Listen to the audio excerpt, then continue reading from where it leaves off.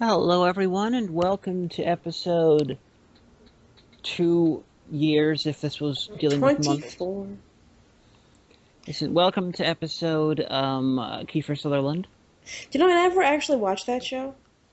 I never watched it either, but I know it exists. It was like, I remember when it was like first a thing, everyone was like, oh my gosh, 24, it's so exciting.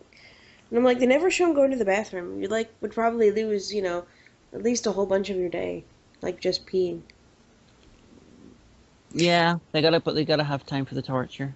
Well, when I was a kid, I picked up on that. I was like, Mom, as we were watching some like, Hanna-Barbera cartoon or something that they bought the rights to real cheaply and showed on TV. And she's like, "What?" I'm like, "How come they never in cartoons and shows they never show people sitting down to eat dinner or anything, or like using the bathroom or like taking a shower and stuff?" And she's like, "Well, honey, that's not really important." I'm like, "It's important. That's what I do every day." She just like, "No." Very literal child. It would definitely make that new show She's Out much more interesting. Oh yeah, that's like becoming all sorts of a controversy. And like it was done by a guy. Because I read this article on the Mary Sue. It was done by a guy, but it was done to be like gender balanced, like because he has like the sister, an older sister and everything like that, and but he wasn't going out with any kind of political agenda. He said he just wanted to make. He thought this was a cool idea for a kids show, and he wanted to make it balanced, and there you go.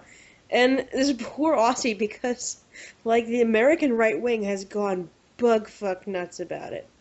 And I think, I mean, I don't watch, kids shows, except if, they were from the 80s and I was 5 at the time, but, more power to them. I think it sounds like a cool idea, and I hope it does well. She's Out is. I've seen the pilot, um, and it seems to be a well-written kids show. You know, I could foresee possibly a bunch of bronies watching it.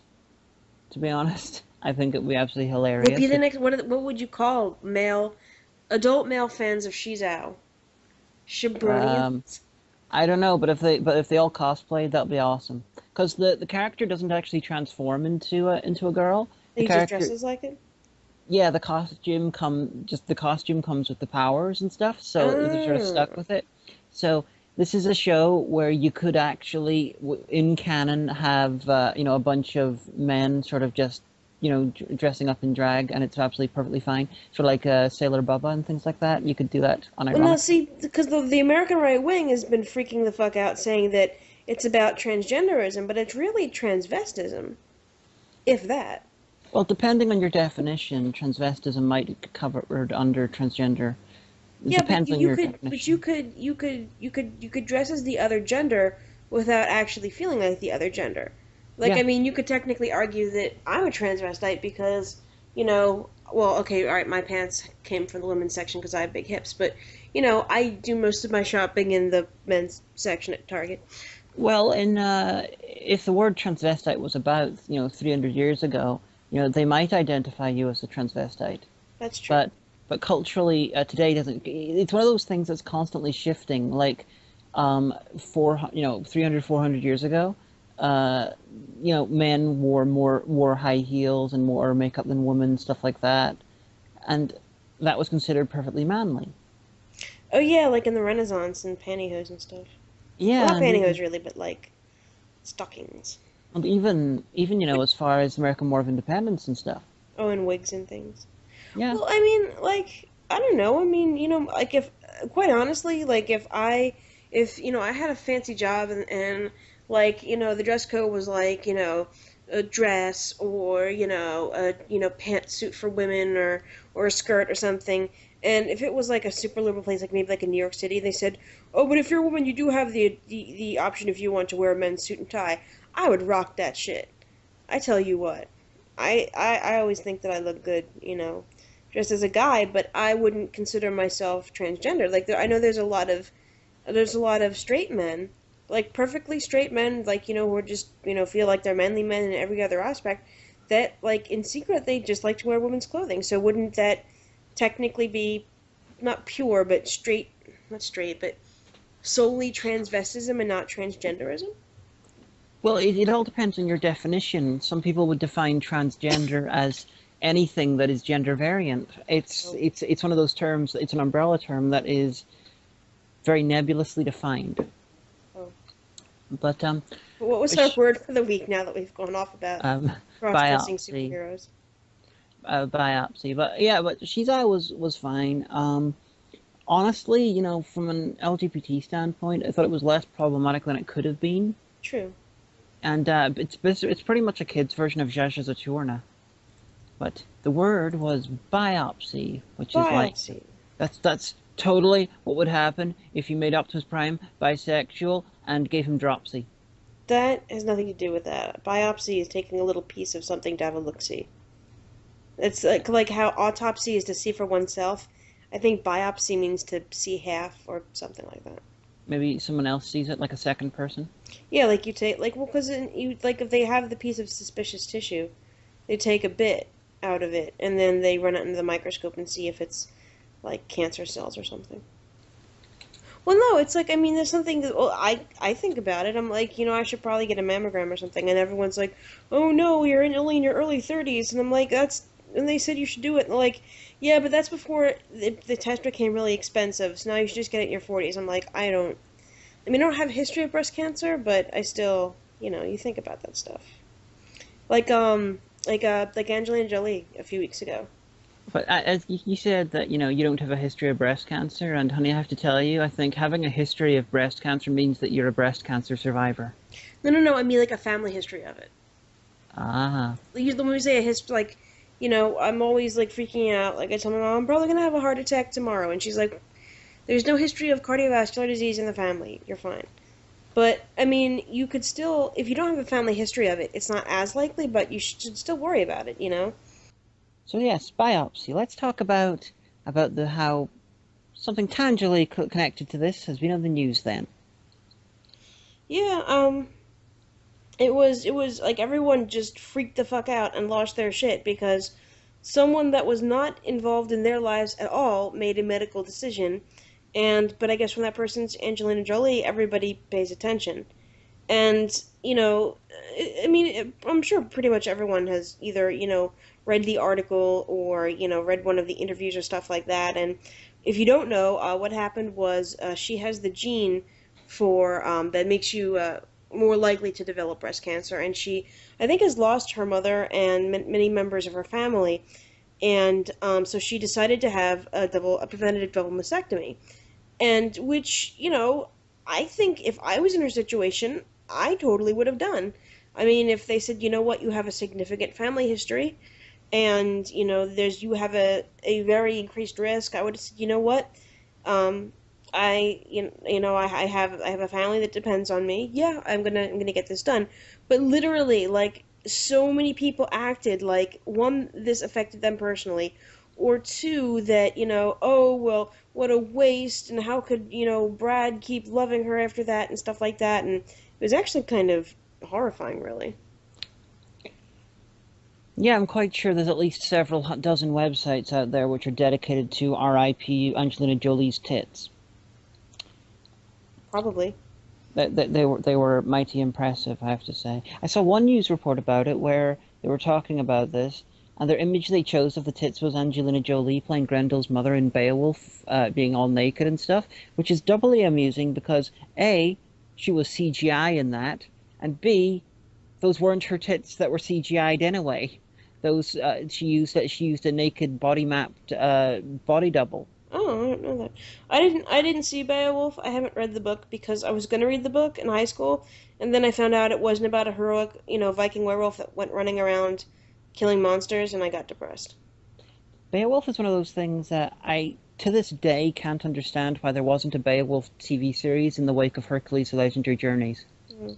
But I mean, it's perfect. Like it sounds like, oh, he's a Viking who turns into a werewolf at night to like stomp on monsters. How awesome would that be? Don't call it Beowulf if there's no wolf involved. Well, Wolf was a Danish name. Yeah, but now it's like incredibly cooler, and also I like werewolves, so. That's And the thing is that like everyone was like, oh, she could have done things and stuff. She shouldn't have done this because I personally liked her breasts and everything. And then last week, one of her aunts died of breast cancer, and I was like, well, see. The incredible sense of entitlement people have to people just because they like their so-called work. Well, I You don't know, even think it was that. I think it was more like, oh my gosh, she was hot, and now she's less hot in my eyes, and that's horrible. quote from the taint. Hmm. No, why? She was so hot. Exactly, exactly.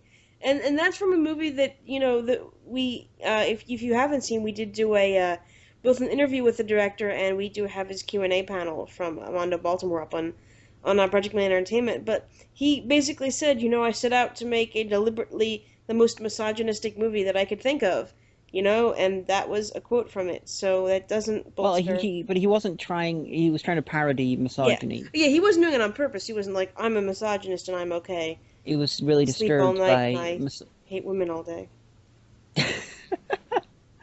he was vocally disturbed by a bunch of misogynistic films he'd recently seen, so he decided to take the piss out of them. Yeah, it's not like he was like, haha, I'll make.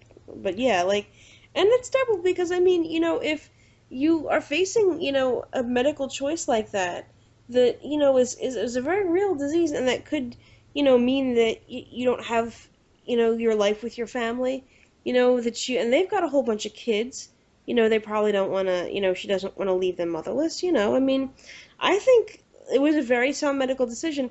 But like, and a lot of feminist bloggers defended her, and everyone acted like the world was coming to an end. Like, oh, how could you defend that? Oh, this wasn't about feminism, blah blah. It was about, but it was actually. Well, I don't know if I'd say it was about feminism so much as it was about her having the means to potentially save her own life. Right, but I think the part that was about feminism was when, people, men and women, on the internet and off kind of said, stop being douchebags, this is a very real medical choice, and quite honestly, it has nothing to do with you. And, so then guys were like, oh, no, things and stuff, and the fact that it was mostly other women bloggers and feminist bloggers who stuck up for her, became a thing. I've seen from comments about it, I would not be surprised if someone somewhere was all like, "She had the gene for for breast cancer. Could that just be because her tits were so big, so she's got more genes in her tits?" Someone probably does think that, but I tell you what, genetics do not work that way. Genes don't work that way. See, just goes to show. My dad smoked for many years. I think he quit the early 90s. Yeah, I think so. Either the late 80s, early 90s. But he had smoked for years. My mom had smoked for a few years. Because this was back, she said, it was back in the 70s and everyone did. As if, like, she always would say, what's happened in the 70s? But, my aunt and uncle were in a horrible car accident. And they were both okay. I mean, obviously, because you've met them, but, Oh, well, are you talking to me or the audience? I no, don't know well, if you're. both of you.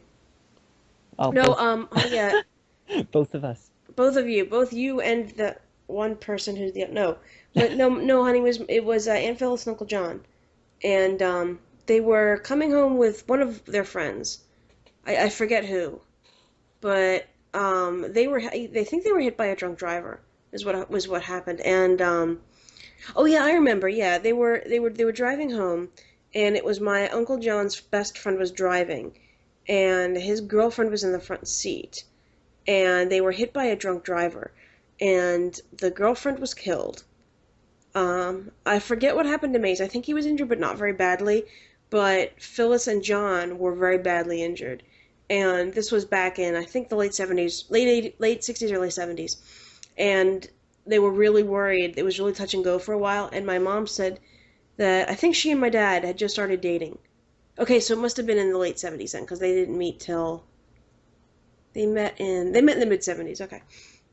But so, like, she said, like, she smoked like 3 packs of cigarettes, like, in that one night at least, just because you could do that. You could smoke in hospitals back then, just waiting to hear because she was so worried about her brother and sister. And they, did make full recoveries. I mean, you've met them, but, well, I not you, have the met them. audience, you. So, I have met them, and thanks to one of them, I own a Doctor Who T-shirt. yeah. But yeah, so she never smoked again after that. My mom did. But the thing I'm taking away from this Angelina Jolie thing, like anyone who's opposed for her taking this preventative measure just because they liked her tits, they are really not worth talking about except to point and laugh and possibly verbally stab. I know, it just stood out to me because there's so many women who, like have thought about that and like, oh well, or who even, I know that, okay, I don't know anyone personally, but I know that there have been women, especially back in the day, who would rather die of breast cancer than have one or both breasts removed because, it's been, it's seen as like unwomanly and, stuff like that, and they're really afraid that it will make them less of a woman. And I think it was good that she was so public about this, you know, because then maybe a lot of women who are, the doctor said, well, we can try treatment, but I really would recommend it, a mastectomy, and they were like, no, no, no, I can't because then I won't be a woman and stuff. And Yeah, I'm just thinking that anyone who is in Angelina Jolie's position of having this genetic, thing, unless they get a lot of money, they can't A, get the testing, and B, they wouldn't be able to afford to have the mastectomy. well, I think you can get a low cost mammogram. It's it's one of the things that Planned Parenthood does actually. But I mean, like if you're low income, there are places that will do them very cheaply or for free. But if I have insurance, like I said, now that it's more expensive if you have insurance, it's you really only need one once you're 40 or 45. But I'm just wondering, does Brian Zembic, would he have the same gene, do you think? Who's he? Oh, he's the guy that Crack talked about today, who I knew about for years and years and years. The guy who got the Oh, tits. right, right, right. Yeah, yeah, I read this. Yeah, That's, the I mean, like, okay, so going along with, the subject, it takes balls. not takes tits. Well, it takes tits now. He for the audience, he's this professional gambler, so he does also these ridiculous things to make money. And so he does normal bets, but then he also does ones like, "Hey, I bet I couldn't live in this public toilet for like a month. I bet you like, 50 grand that you couldn't. I bet I could, did it." And he does it. He does a whole lot of shit like that. And he's 10 years ago, he was bet by his brother or cousin or brother-in-law or someone, to get, a boob job in exchange for $100,000, and you got to keep the breasts in for a year. How 10 much years later, alcohol do you think went into that? Like, oh, oh yeah, I'd do anything. Oh yeah, well, I bet you wouldn't, says the drunk cousin-in-law. Get tits for $100,000. Are you paying for the surgery? Yeah, sure. Give me another actually, round. this wasn't mentioned in the Cracked article, but I remember this from a previous article I'd read about him. The breast implants were free because he won them by winning another bet against a surgeon who did them for him. What? He won this bet against the surgeon, and the surgeon had to do it for free. That's so. That's crazy. Oh, he's a very amusing character. He was supposed to have him for a year, but apparently he said what he said was he found himself a much bigger hit with the ladies after he had got them put in, and so therefore he kept him for the next 10 years. And then he got married, and I think both of him and his wife both wore wedding dresses, and he has a daughter now, and he's considering a bet to make him even bigger. Huh. I mean, good for him. He probably gets looks, though. Yeah, I dare say. The Cracked article says that he what's the word? He straps them down. Oh, he binds them? Yeah, he binds them, but I gotta say, binding tits that are, part silicone is harder than binding real tits. Yeah, because you can, like, squish them down. I mean, like, I LARP, and I have role-played male characters. So, at least there's no cicadas yet, so, I don't have that to contend with, but... Cicada, cicada. I want a superhero called the Cicada. He just makes lots of noises and is irritating and digs a hole. No, he could have he could have sonic powers. Could he dig a hole for 20 years? That would be stupid. But cicadas do that. Well, it's more like 17, but... Okay. I mean, I'm in Pikesville. I'm in Maryland, in Baltimore County. I haven't heard any yet, but apparently there's some down in Virginia, and apparently, like, as the month progresses, it's gonna be more and more. And when I move up to Westchester, I bet there's gonna be lots, because there was always lots in Pennsylvania. So Yeah, first time I visited your parents, I remember getting out. It was like I heard all the cicadas, and I had never heard that sound in real life. I'd heard it in films. I was just like, fucking hell. Like that one point in Existence where they're in the chalet getting surgery. Well, Yeah. it's just a part of summer to us. If you know, well, okay, where I grew up in Delaware County in Pennsylvania, just in it during the day, and I. Yeah, we don't have that. It's I do So not have. your It's just summer is like quiet. Are there any crickets or grasshoppers that make noise? I think we have grasshoppers, but they don't tend to make. I don't recall ever hearing them. So there's no Maybe night very. noise. Like if you were out in the wild in Ireland or England, there's no noises at night of bugs. There's probably some sort of noise, but there's nothing as loud as that. And I don't recall ever hearing any, but I don't make a habit of going out at night in you know in the middle of the forest because I don't like camping. Oh. Well, you have lightning bugs, right? Fireflies? I think we probably do, but I don't recall ever seeing any. Well, that means you probably don't then. It's kind of hard to miss if you look out the window on a summer night and there's Well, lights going off in the trees. It's not well, UFOs. yeah, but if they're flying and they're unidentified, then they are UFOs technically. No, But because you know, because if they're fireflies, you know what they are. if you know they're fireflies, they're not. But look, I stay in like either suburbs or city or whatever, Yeah, in or the suburbs, there's fireflies all over the place. not here. What is wrong with your land? Why have you killed off everything? There's like a badger and like two hedgehogs, and that's the Yeah, UK wildlife. you know what's happening. You know what happened today? What? There was well, this was like gonna be up in like a week, but there was like angry march and possibly violence because the government is planning to cull a bunch of badgers. I heard about this. I read it in the Guardian.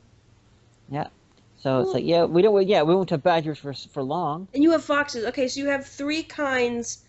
You have three kinds of wildlife in the UK, and all three of them, you could imagine in like Wind in the Willows or something like, or have been Well, in Wind in the Willows. there's kelpie. What's that? I don't know what kind Kelpie. of creature it is. Kelpie is a weird type of horse. It's sort of gray. You it convinces you to go on its back, and then it sort of Oh yeah, speaks to you and I read of drowns you. I read of that. Yeah, when I was little, I read in a book of monster stories from around the world. Yeah, it's sort of obviously it's not real, but if you ever see a gray horse that can talk to you and you're in Scotland, don't get on its back. It'll just Why stick I to you would and first drown of you. all that would if I saw a gray horse that started talking to me, I would be convinced I was having a nervous breakdown, and I would immediately phone 911. That is, well, for it to be a kelpie, you'd have to be in Scotland first. So Yeah, you'd have to phone 999. yeah, or something like that, or I'd call Susie. But yeah, but so yeah, you have like you don't have any, or you have bugs, but they're not our bugs. What is wrong with your country?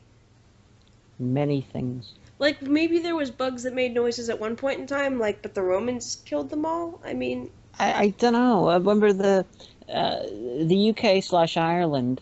It's on the same latitude as what do you call as sort of halfway up Canada, but it's got sort of the same sort of it's got the sort of climate as in autumn and spring in like Philadelphia I guess. or possibly New York. Do you have So ladybugs? yes, but we call them ladybirds. Bish. I don't know why we call it ladybirds. I prefer the term ladybird, but ladybird makes less sense than ladybug, and I admit this. Yeah, because ladybird makes you think of like a little canary that's got rainbow feathers, and it'd be the best. I'm like, I'm the No, ladybird. no, that would be a gatybird. That would be a ladybird. I'm trying to think of what other. We have lots of bugs. We have. I bet you guys don't have Japanese beetles. Um, oh, we don't. We have a fairly sizable Chinese community in Derry, but very No, no, few no. Jap. Japanese beetles. They probably have a different name. We just always called them that when we were little. They're iridescent. They're big. They're about the size of a quarter, and they fly. So it freaks you the fuck out because there's this huge bullet-shaped thing bonking into you because of course they can't see. So they fly primarily by flying and then bonking into stuff. But they're shiny, they're iridescent, and Oh, they like to eat roses and rose bushes. Japanese beetles do, and obviously they're imported because, I mean, they're not native.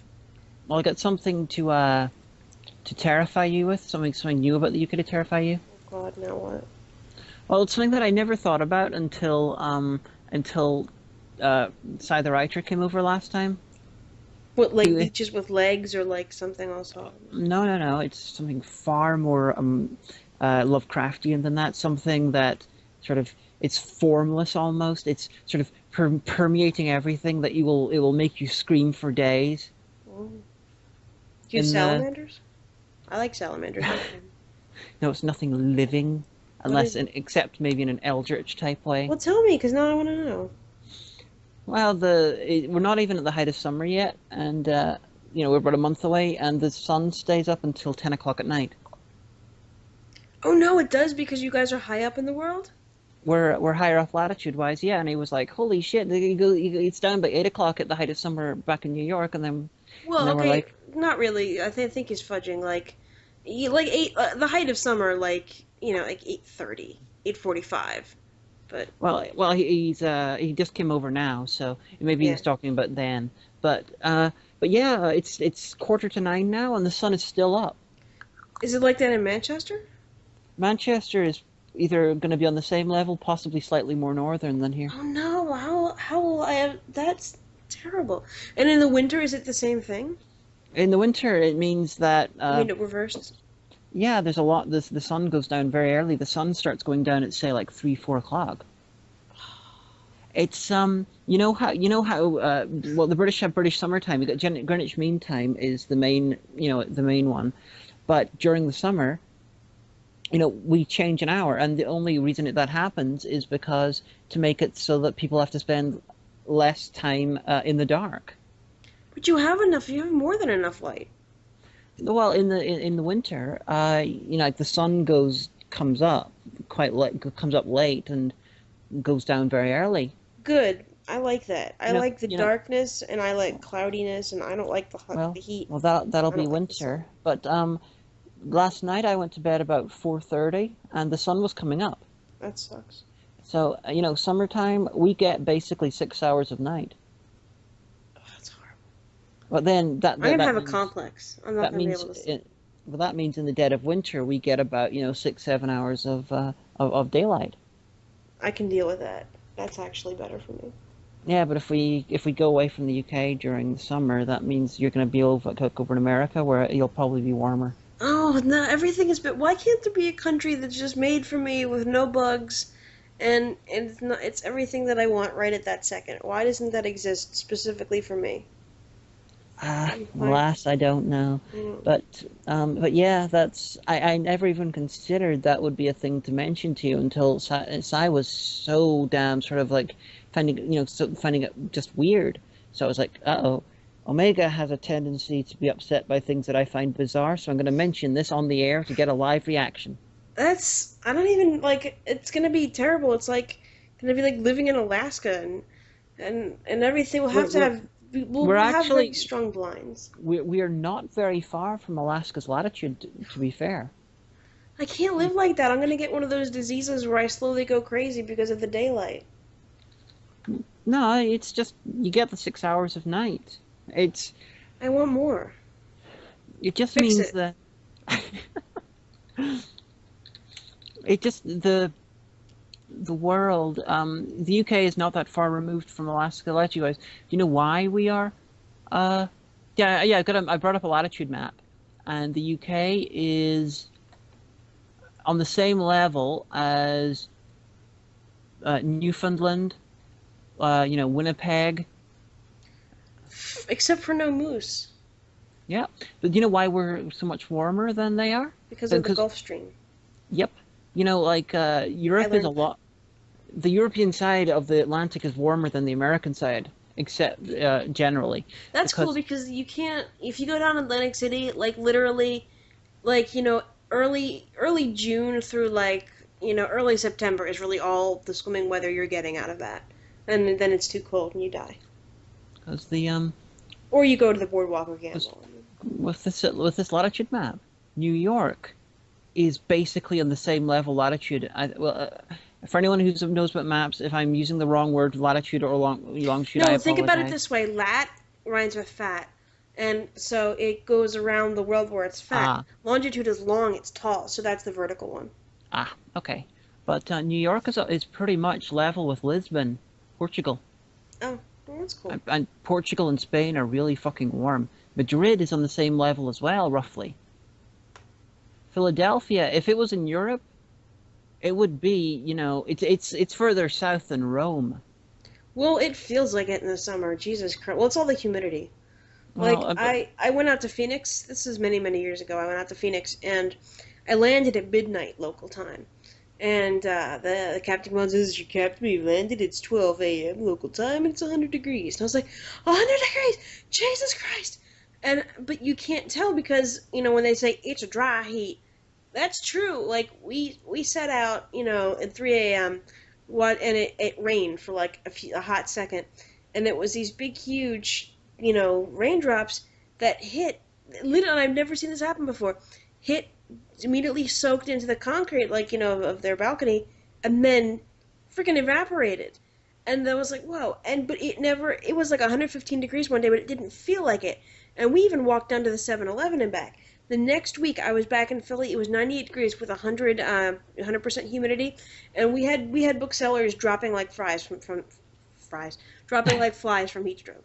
No, I'm really serious. Like I had a headache. I felt sick to my stomach. It was horrible. The humidity is.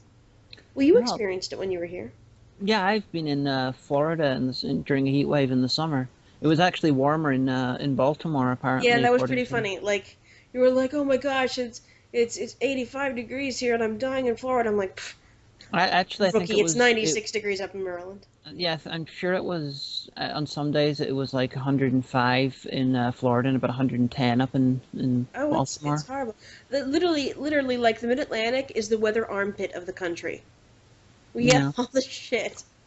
but because of the Gulf Stream, it makes, frankly, Northern Europe artificially warm for where it really should be. Especially the Ireland and the UK. Cheaters. It gets the warm stuff, so it's Your land is like, you're like, oh, well, the UK is the starter level if it was a video game. Bullshit. With all your micro tornadoes and your evil possessed badgers and oh no, two-legged. it's in the UK. It's Western Europe. If all the continents of the world were some sort of video game, then Australia would be the boss level, That's, while yeah, Western Europe would be the tutorial stage because there's very few animals there that can kill you, like a bear. and there's very few natural disasters happening all the time. Now, the same with the tornadoes. There are a lot of tornadoes in the UK. For the size of the thing, it's got a heck of a lot. It's got more than Tornado Alley, but then again, the UK is a smaller place than Tornado Alley. But with the UK, they're so small, you don't recognize that they are tornadoes. They just feel like a bit of a breeze. People don't, they, I'm gonna have bad. I had a tornado dream, the night after we talked about this for the first time. It is one of the okay because here's the thing. It's like okay, a hurricane, immensely powerful, immensely destructive. It can kill hundreds of people, thousands of people, depending on where it hits. It can cause billions of dollars of damage, erode the coastline. That's fine. You can look on Doppler. You can see it coming. Same thing with a blizzard. Usually we know what's going to happen. The power might shut down, and it might be difficult to get around, and stuff got to get shut down. Some people might freeze to death, and that's really horrifying too. But again, you put weather.com, and you can see that shit coming. A tornado is like the motherfucking finger of God come down following you personally. Like, what a horrifying thing. I dream all the time, and it's just, you can see it from far away, and then it's on you, and it's ripping things, and, oh God. And some of them, like the one that killed all those people in Oklahoma, I mean, not the one last night, the one, like, of 2 weeks ago, the base of it was 2 fucking miles long. That's 8 times around the high school track long. remember, Fuck! a tornado does not need to be giant or powerful or dangerous to be a tornado. It doesn't need The all that ones to be terrifying, but it still is. the ones that you see are just the terrifying ones. There is a hell of a lot of ones going on that you don't see. It's like, I know that they're there, and I'm terrified anyway. well, eventually you won't be I guess. because you'll get I mean, used I'm to it. less scared. I'm less scared of an earthquake than I I find am of a tornado. I I found out that We um, had one a few years ago. Wasn't very big though. I've never felt one, so if I went through one, I'd probably be more worried than most people. It wasn't much. It was, I think it was a 6.2. It turned out to be, and basically what happened was everybody was on a conference call, and the phone lines cut out for a second. We all went out. We all evacuated outside. We stood around and we're like, well, and then we went back in, and it actually though it damaged the National Cathedral because it was the epicenter was down near D.C. and so it damaged the National Cathedral, and it damaged the structure of the Washington Monument. You can't go up it anymore because they're doing repairs. Yeah, they're doing it for years and years and years. It'll be being repaired for longer than Well, it you took to know how build the it. federal government is. It takes them forever to do everything. That's probably because the taxes are too low. The This is completely tangential, but today I looked when I was doing some editing. I looked at a docudrama about George Mallory, who this famous mountaineer in the 20s who died, near the summit of Everest. He there's debate whether he actually made it to the summit or not. But it looks like he might have been died on the way down. But from that, I looked at a couple other websites and stuff about it, and I discovered there was this case that this team. Okay, there's about 200 bodies on the top of Everest. The mountaineers will die in accidents or just fall asleep because of altitude, sickness and stuff, and they will just die, and their bodies will not be moved. Their bodies are used as markers by other mountaineers. That's Because, horrifying. well, it's because it's impossible to stage a rescue at that height. Well, The Nepal, helicopter. you can't get a helicopter over Everest and get Why? it to stay there. It's too high up. What about that? What about that plane that took what's his face up into the atmosphere so he could jump down? Yeah, that was not meant to sort of hover there and pick up a body. And there's also 200 of them. The A Nepalese, robot. I discovered when I was looking into this, the Nepalese government has a strict law saying that bodies are not allowed to be left out in the open. So the second it becomes feasible to get a body via technology, or because the conditions change, or the body falls far enough down, out of the, as it's called, the death zone, they will either bury it at the place, or they will take it and bury it. First of all, people should stop being stupid and going up high places where they're liable to die. Second of all, can't they build a robot? I'm sure the Mythbusters could build a robot that could go up and get them. Well, I dare say that considering how many people die going up Everest, I think that robotics might need a few more generations before it could handle it. Christ, how many people die going up Everest? Well, there's 200 bodies up there that have not been able to be claimed. As far back as 60, 70 years ago. That's horrible. People need to stop doing stupid There's, things. that's not the single most horrifying part. What is? There is several cases I read about of people who found living people there, and they couldn't help them, so they had to leave them to die, screaming for help. Why couldn't they help them? Because trying to bring someone down the mountain is impossible unless you got a full team of of people. And To call somebody. well, what can they do? They'll get those little guys to go up. The Sherpas. They can run up to the side of the mountain. The Sherpas. They have skills because they've been doing it for generations. Getting someone to these remote areas is But they pretty have much to. impossible. How could you? No, you have to help them. You carry them on your back. There's some cases the Make single a sled. there was this American woman who that happened. She apparently got snowblind, and so she walked away from her husband, and she was discovered sort of lying on the ground dying by these guys who gave her some of their oxygen, and then they went off to try and get help, and she was screaming at them to help her, and when they got back she was dead. But then The murder. no, they went to get they came back with help, Oh, okay. and she was already dead. But She then thought that they were leaving her for good because she was probably like in a state in shock. yeah, and then her husband, who was apparently was found, he was last seen without enough air, basically going up to try and get her, even though she was dead, Oh God, no, he got lost. and he died as well. But that's not the single worst case I've come across. Near the top, there is a body that is called Old Green Boots. Wait, there's someone's body has been there long enough that it's a Yeah. landmark.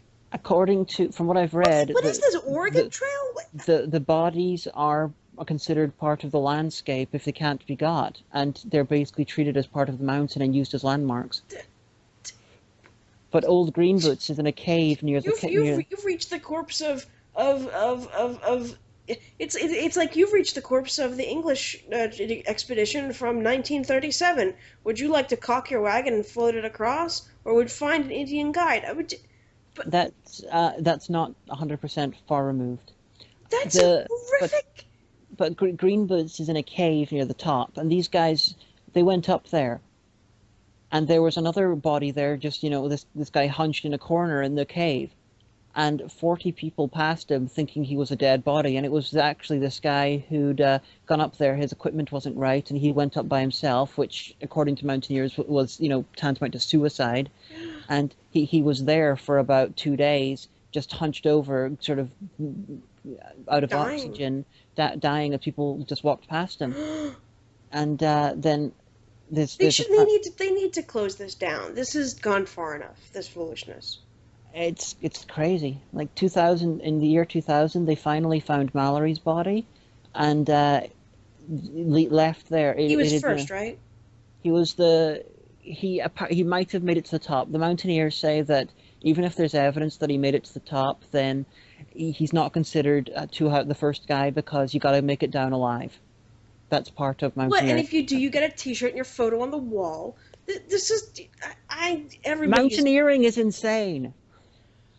Do you want to know what Colin Baker just tweeted? Sure. He said, "Just met the wonderful George Takei, and we shared memories of I'm a Celebrity. Star Trek fans, like Doctor Who fans, kept us in there. Hooray!" Oh, but the guy who went up, who was hunched over, and the 40 people went past him. If you look at there's a little documentary called. I'm not going to watch it. That's Tale of Nightmares. This is for the audience. All right, Alex, you watch that. I'm not watching. I think it's called Dying for Everest. But there's this little documentary. It's on YouTube. It's about a guy called David Sharp. He was the guy who was in the cave. And there is suggestion that at least one of the teams that went past, could have helped him, but decided it was more important to reach the top. They should be tried for murder. I'm sorry, that is negligent murder. There is a little discussion, like the guy who was in charge of that expedition says that they radioed, at least they think they're quite sure they radioed. They're quite sure? They're not. Well, that's something you forget. The air is about 1/3 as thick as normal, so your mind plays tricks, apparently. I don't care. That's but the guy from Edmund Hillary, the first guy who apparently first climbed it, he went on record as saying that they were scumbags who should have helped him. Good. He's right. And we should listen to Nanowar now, but kids out there, don't climb Everest. Yeah, you can do drugs. That's fine, but stay in school and don't climb Everest. Yeah, mountaineers. If any of our listeners are avid mountaineers, please explain. I don't understand. Yeah, if you know, write the show. If you want to be the first person to do something, then that's a reason to do something stupid and possibly get yourself killed. Okay, that's fine. But Everest has been there for a while and it's been climbed already. Don't die. You could go to space. We always need people to go to space. Brian Blessed has tried to climb Everest about 6-7 times each time without oxygen. He never gets to the top, but he's old. Yeah, but he's obsessed with it, so it's weird. Mr. Blessed, if you're listening, please stop climbing. We're impressed enough with you. Don't worry about it. And please contact us. We'd love to do an interview. Yeah, if you're listening. You can shout the whole time if you want. Yeah. Hello, everyone. We are back from Nanowar. Unless I'm very much mistaken, that was the power of the power of the power of the power of the power of the power of the great sword. Sword. Skulls. Skulls. Oh, it's always skulls. And in case you're wondering, guys, I checked, and that documentary, there's a little clip from it. It's about 2.5 minutes long. It's on YouTube, and it's called Dying for Everest. It's part of a much bigger documentary, and poor guy. It's got the footage. It's got footage of the poor guy in the cave.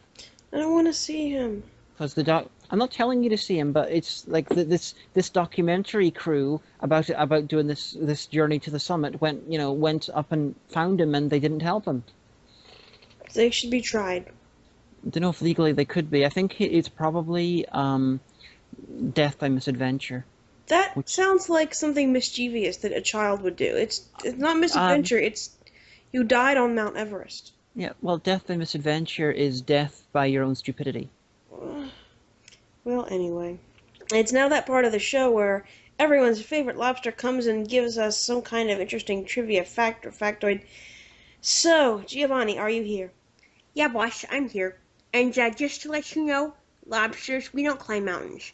Like, the only time that could conceivably happen if it was a prehistoric lobster that died and was fossilized in the sediment, and then the bottom of the ocean, due to seismic changes, was then thrust up to the top of a mountain. That's the only lobster that will ever be at the top of a mountain. Just saying. Okay. Exactly. So, what is the trivia fact for today? Okay, well, we're going to take it old school here with some ancient American history, because you don't have any ancient history. So, did you know that Charlie Parkhurst is considered the first woman to vote in California's history? It's true. Decades before women got to vote.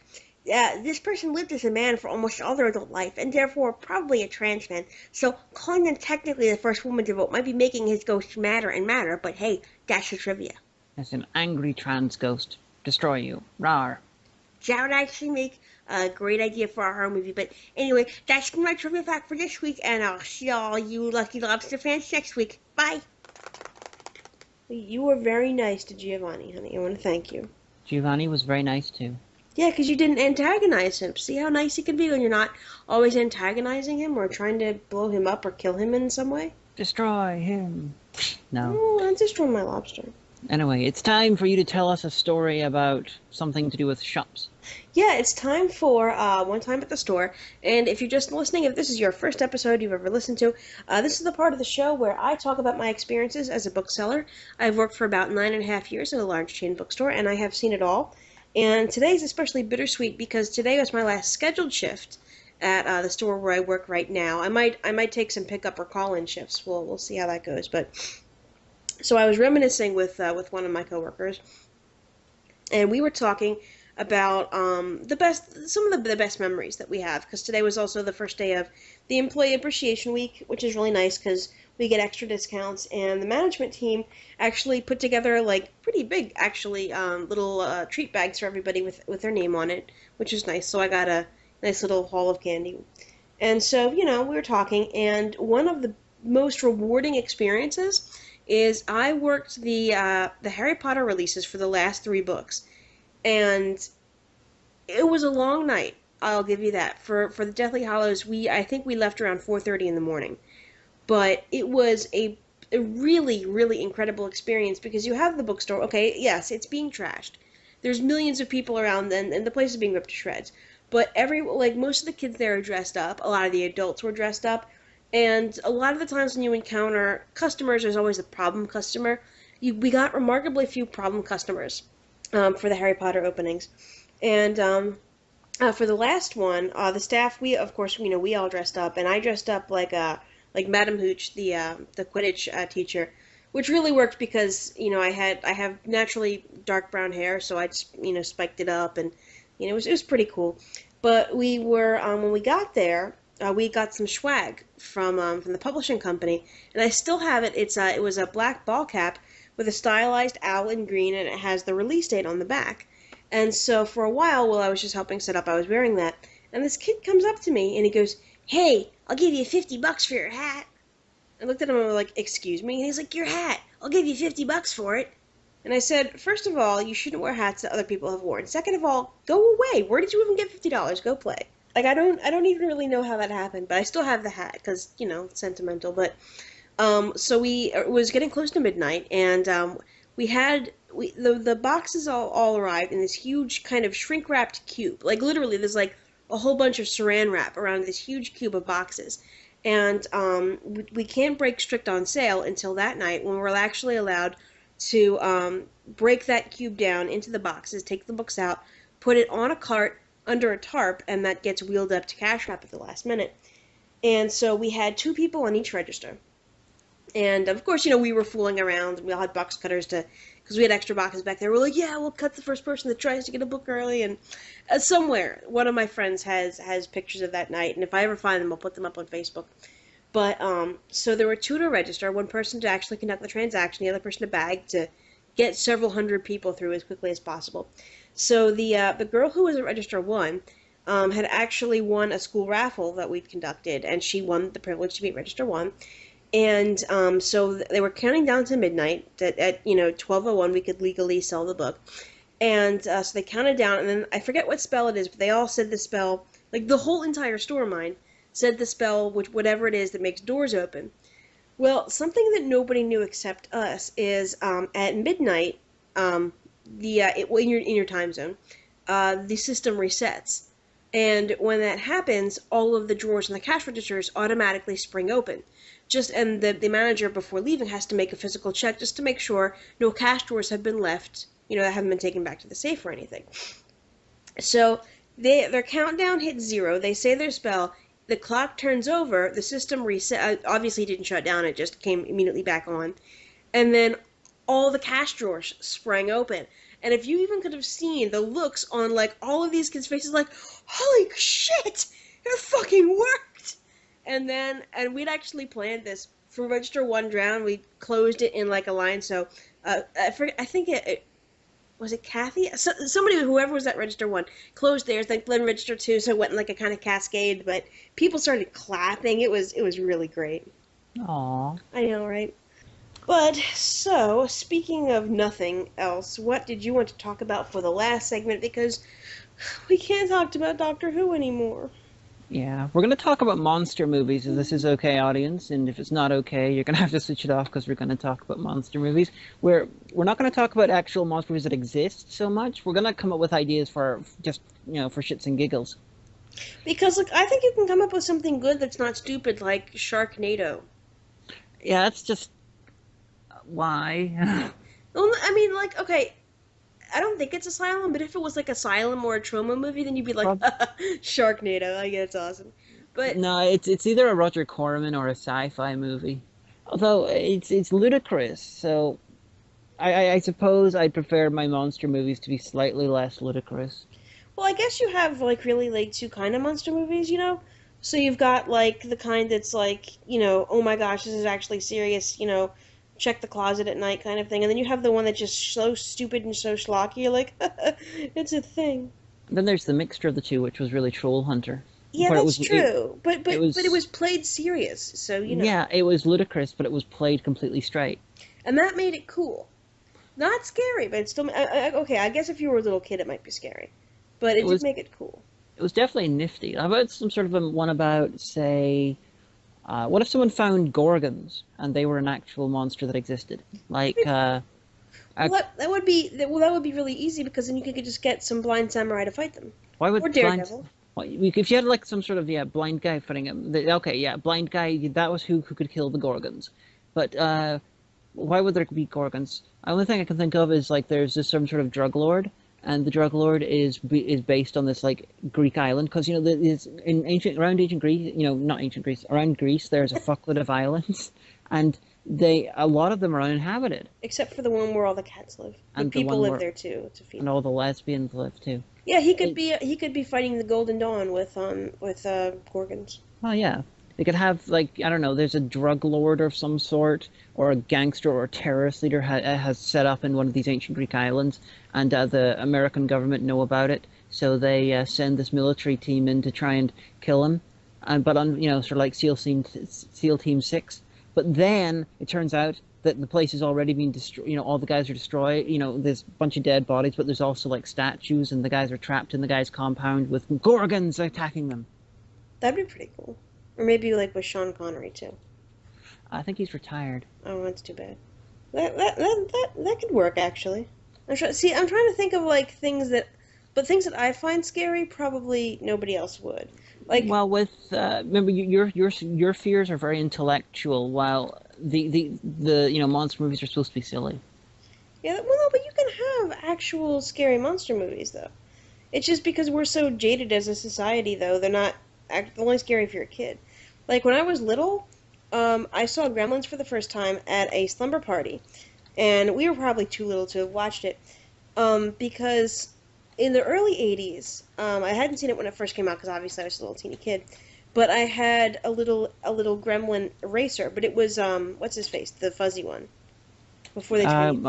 Gizmo. Yeah, it's been so long since I've seen it, and so I like the idea of the fuzzy ones, but I'd never seen the movie, and I saw it like a few years later at a slumber party, and then everybody fell asleep, and I, was just thinking, and I heard something breathing, and over the course of an hour, I became convinced that there was a gremlin behind the entertainment system where the TV was, because I could hear it breathing and moving around back there. And like I was literally like in a panic. Like I didn't know what to do. And then around I want to say maybe like 3 in the morning, the family cat who had been crouching back there, you know how cats will suddenly go into crack mode Yeah. and violently need to be somewhere else, was like meow, and I was like, ugh! I almost had a heart attack. And how about the? So, what sort of fears would you like to see done in a monster movie? I don't know though, because again, like what's scary to me is probably not scary to other people, like the eventuality of death and nuclear radiation. Well, I suppose you could do like a post-apocalyptic one. Yeah. But it would have to be so long post-apocalyptic that the apocalypse is not the actual scary thing. Because that would take away from the monsterness of it. Or what you could do is you could do it all, not like tongue-in-cheek. You'd have to try really hard to make it good. But like, like a 1930s monster movie, but, do it in that vein but still make it good. I don't even know what I'm talking about, really. Or we could do like sort of mythic and sort of legendary monsters that have never been in a movie. Like I've seen monster movies. There's a big. I can't remember who they are, but there's this company who just do monster movies, and like you can go to Wikipedia and they have a list of the movie title and the monster that's in it, and they got like the Jersey Devil. And I think the film's called Carney, but I haven't seen that. There's a movie which is about their monster is Cerberus. Hmm. And it's not. Well, they call Cerberus just hellhounds, and it's only got one head, and it's really stupid. But, Has anyone done a Golem? oh, there's a very famous trilogy of movies from the 1920s called The Golem. Oh, never And mind. no. The Golem is a film I would love to see, another film, but I would love to see like a soldiers getting killed off one by one terrified monster movie starring a team of Nazis and a golem. Oh, that'd be really cool. And it was slowly killing them for the rabbi. Yeah, it's like maybe at the very start the Warsaw Ghetto is everyone's put into the camps, but You have to try really hard not to make it silly because that would be very disrespectful. oh yeah, so it's making it entirely seriously, and you've got then the golem is sort of created by this dying rabbi as a Like Pulgasari, but not bad. yeah, it's as a way to kill the Nazis in revenge. So all the Nazis who did it. That. It's a little bit similar to a movie called The Keep, where they sort of, but it's very The Keep. It's very very. It's hard. It's easy to miss that it's a golem, and it's not really doing it for any reason at all. Oh. It's The Keep's not very good, but it was. I watched a movie about if the Sphinx awoke but had shape changing abilities, and then went around as like sexy Egyptian woman, asking people questions and killing them. I mean, obviously there'd have to be some other kind of thing going on there too. But like, I don't know. I don't really know like who the hero would be, but I think that'd be cool if she was like, at a bar and was like, "I have a riddle for you. What's things and stuff?" I'd be like, "Gee, I don't know." "Okay, I own your soul now." Throw you into the pit of Osiris. I think that'd be cool. Observe my, tits and lion parts. Well, no, because she could shape change into a human and then change back into a Sphinx body. Sphinx body. No, it would be. Guys, the audience agrees with me. I can tell that if there was a movie about a Sphinx, and she could shape change as a human, I think that the Sphinx would be a sexy human. Because you know why? Because knowledge is sexy, and the Sphinx knows everything. I think the Sphinx would be a quiz show host, and if you don't answer the question right, it kills you. That is really silly, actually. But then Stephen Fry could play it in the movie. I think that's sort of like somebody Perro. I can't remember. He did Rick Tuma and Curse of the Queer Wolf. That's the sort of movie he'd do. It's like, hello, I'm a game show host, and I'm going to kill you if I get the questions wrong because I'm the. He did Death Row Game Show where you get questions wrong, you died. So there you go. Trying to think of other untapped natural legends. Spring-Heeled Jack. No, Spring-Heeled Jack would be fucking awesome. He would be the hero. He would be like Batman. He'd be like a dark anti-hero, and he'd have to. No, he could chase Jack the Ripper. Yes, that would be a fucking awesome movie if you got the right director to do who had a really good handle on Victorian London. Like, that would be great, because he would be, like, the dark anti-hero. And, like, everyone, if you don't know The Legend of Spring Hill Jack, there's a whole wiki, but basically, he might not have even ever existed. It was kind of an incident of Victorian mass hysteria, that he looked like a demon at some point, and he could leap onto roofs, and blah, blah, blah. But I think it'd be great if he was kind of like an early Batman kind of vigilante, with a dark and troubled, maybe even, like, kind of like, supernatural past, I don't know, maybe. But he's like, Jack the Ripper's out there, not on my streets. Oh, with a British accent. Not on my streets. Boing, boing, boing. We'd have better sound effects than that. I wrote, whenever I was a kid, I read a Johnny comic. Depp could play him as all, like the way he played Ichabod Crane is kind of, like, all geeky, but, like, affable and stuff like that. But a little bit darker, so just a little bit darker. I read a thing about when I was a kid. I read this thing about Spring Heel Jack, and it was similar to yours, but it had Spring Heel Jack was actually a supervillain. He was like this criminal, and he was being hunted down by these guys who were very sort of Sherlock Holmes-ish, and they were like he was doing crime spree while bouncing around. It's like, I will get you, ha ha. There's a kid's book, actually by Philip Pullman. Because I'd read it years and years ago in the library, and then I found it randomly at a oh shoot, what do you call it? A used book sale, and I think he did the illustrations as well. And it's basically like about three kids, and Spring Hill Jack helps them. There's something dastardly going on with, like, someone's trying to get their parents money, and their parents are dead. Or it was really good though, and the illustrations were funny. So totally look that up and read it. Just saying. Because Spring Hill Jack is interesting, to say the least. Yeah, I mean, literally, hey, honey, that's what you should do. If Project Entertainment ever moves into movies, you should totally write a screenplay. I'll help you. About Spring Hill Jack. It'd be all awesome.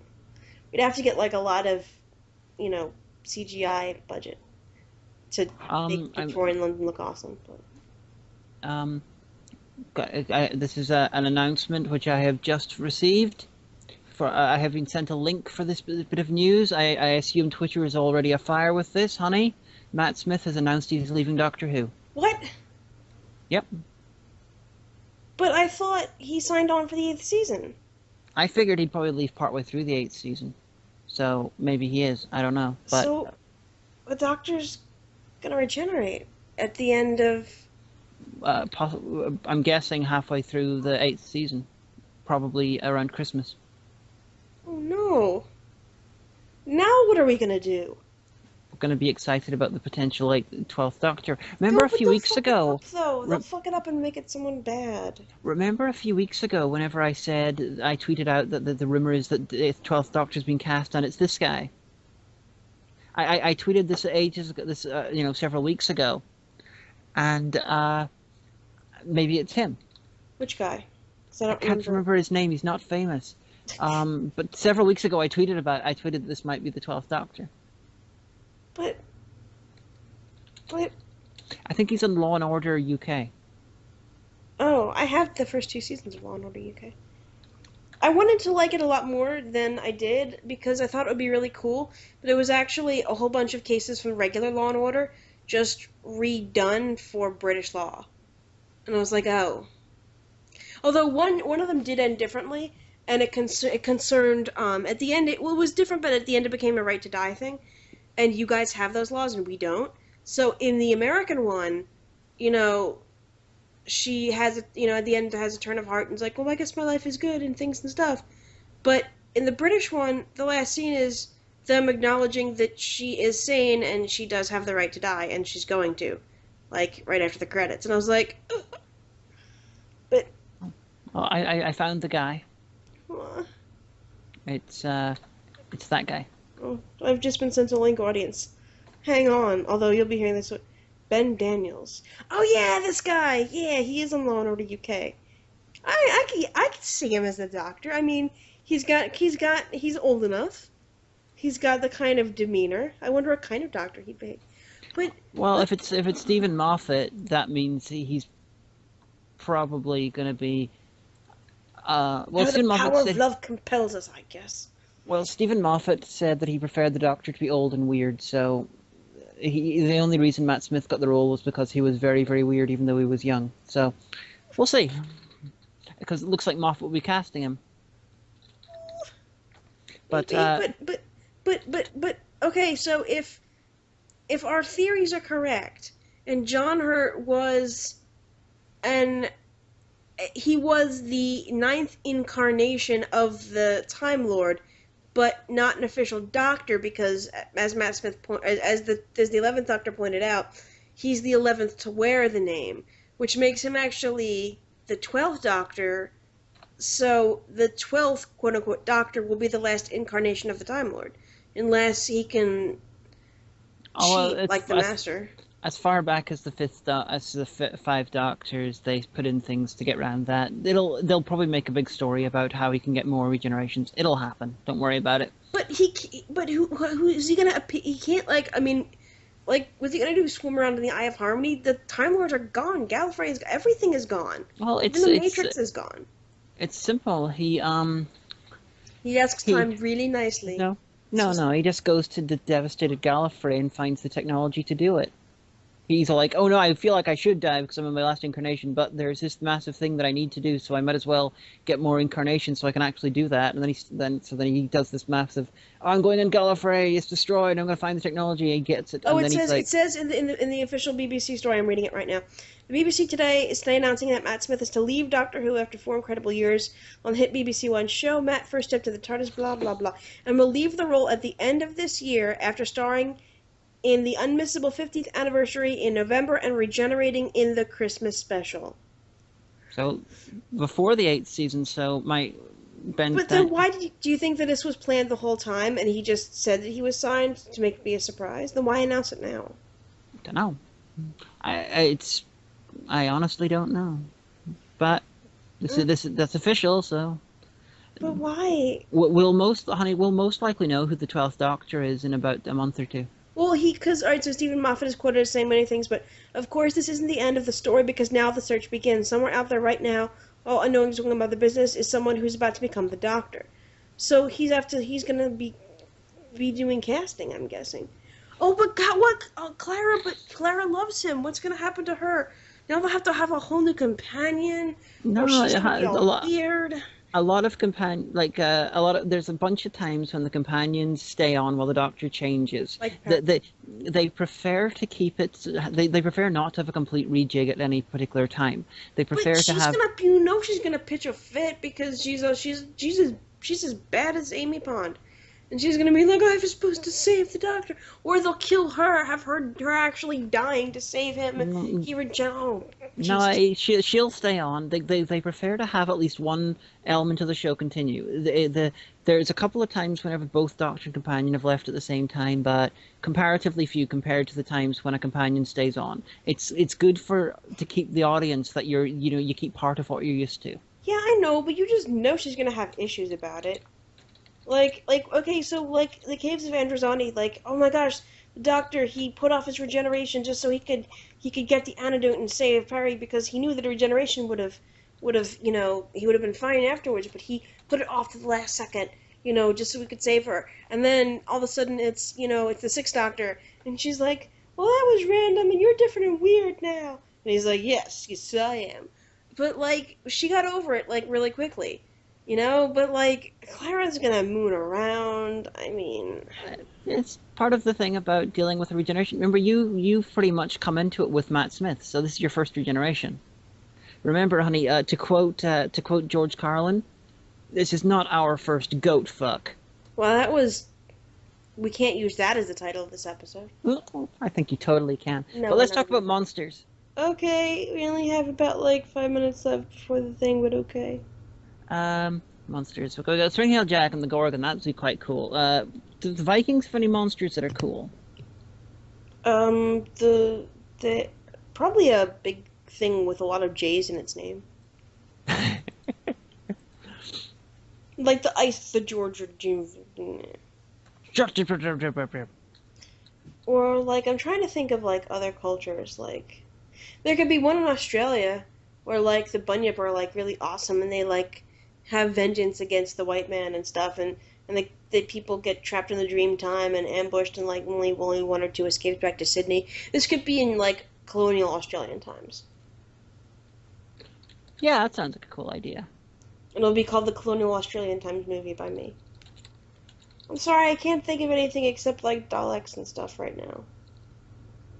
Oh my gosh, I wonder how it is because the comment team is at Denver Comic Con right now. So probably the news just hit them, and Zed's tweeting right now, so he's probably seen your tweet. If they see Colin Baker again, they should ask him what he thinks. Because you guys, Wario got to meet Colin Baker and get his autograph yesterday. I am so jealous. I cried. Okay, I didn't. Okay, but I did. I really didn't, but you know what I mean. Well, you totally could cry. There's nothing shameful about crying about not meeting Colin Baker. But I really want to get to, and all those other conventions are like in like East Bumfuckville, the UK. I mean, probably it's not East Bumfuckville to you guys, but it might as well be because I'm on this side of the ocean.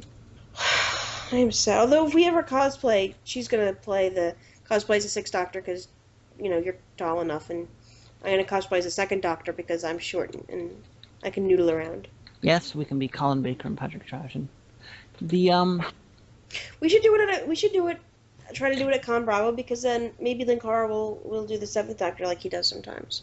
Well, get everybody together. It's a bit difficult with unless we actually have the costume there. But what we can do, if you want, I can give you my Colin Baker T-shirt, and I can wear my Sylvester McCoy T-shirt as well. That's not good enough. We'll think of something, but I just can't go on now knowing this. We were deceived. I wonder why it happened. Do you think we'll ever know? Sorry, guys, we lied. We are talking about Doctor Who anyway. Well, I think next week we're going to talk about, possible casting for the 12th Doctor. What do you think? Yeah, I think that's a good idea. Although next week, next week will be interesting because next week I'm going to be up in Philadelphia regardless. You might be in this country, and if you are, you're going to be with me in Philadelphia because next Sunday is Philly Pride. Okay, 2 weeks from now for you guys, but... So let's record it like assuming we can record it the Monday after, regardless of when I'm there or not, and we can talk first half Philly Pride, second half 12th Doctor. Okay. That sounds like a really, really interesting subject. Sniff, sniff. But anyway, I totally lost track of time, but this call at least has lasted almost 2 hours, so there must be some show in there somewhere. I have the dictionary in front of me. What page should I turn to? 600. All right. Okay, 1 or 2? 2. Out of 30. 12. 2, 3, 4, 5, 6, 7, 8, 9, 10, 11, 12. Sardonic. Humorous in a grim or sarcastic way. Oh God, that's you in a nutshell. You can too spend the bad it first... wasn't a few ones up, because a few ones up was Saracen. And then the last one on the page is Satanic. So sardonic. God only even knows what's going to happen with that. Well, you can use it to be annoyed at me. Yeah, probably. You can be all like, yeah, it's all about you, da da da da da. Let's go to Pride, da da da. So even if I'm not That's there, exactly what I'm going to say, and in that tone of voice. Yeah, even if I'm not there, we can both share Pride memories from other Prides, and you can talk about what was in Pride this year. Oh, Andrews just tweeted, also, I hope Moffat leaves soon, too. Who really needs a new person in charge? It needs a new fresh start. I agree. No more the power of love compels you. Filmbraid just tweeted, it's official. I am the new Doctor. He could wear a pea coat, because whenever I see him, he's wearing a pea coat. Although, admittedly, I only see him once a year at Magfest when it's cold, so that doesn't really count. Cold. I'm sure Filmbraid is not always wearing a pea coat. But anyway, I have been the Omega, and who have you been this week? Film Brain. That sounds good enough. So we'll see you next time, everybody.